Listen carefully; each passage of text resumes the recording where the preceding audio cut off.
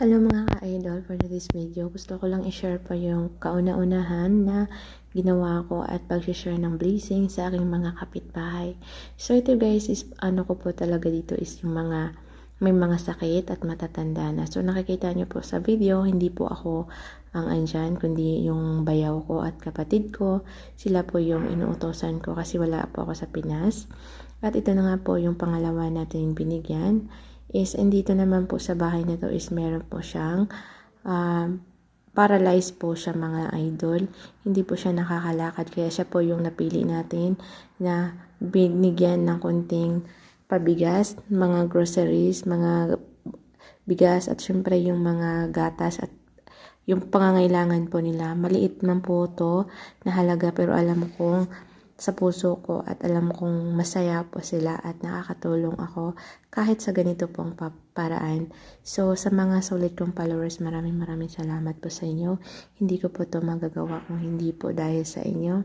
At ito po is konting tulong lang po sa mga kababayan ko dito sa akin. Nakita nyo po yung lugar namin. So yan po yung mga kabahayan dito sa amin. At syempre dito naman is ito po is isa din po itong wala na pong asawa.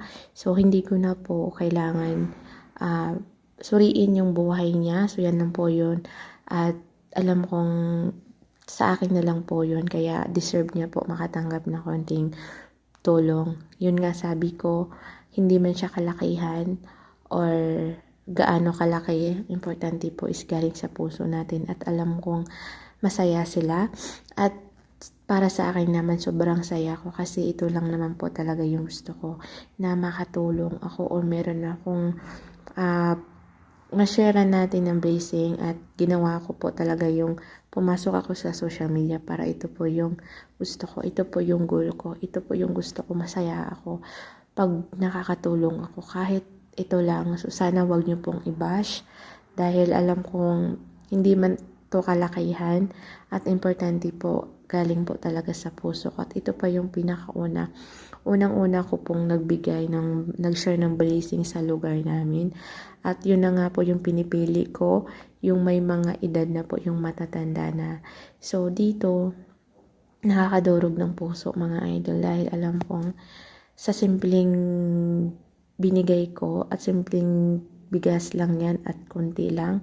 So dito sobrang masaya ako kasi dito si nanay po is naiyak talaga siya. Naiyak po talaga siya kasi hindi niya expect na meron po akong ibigay sa kanya. Dahil yun na nga, sabi ko nga, dito po ako lumaki sa lugar namin at kilala nila ako. So hindi nila expect na ito na po ako ngayon at ito po yung ginagawa ko. Masaya po sila dahil sa simpleng paraan nakakatulong ko. At yun nga yung goal ko para po sa mga matatanda at para po sa mga ito nga,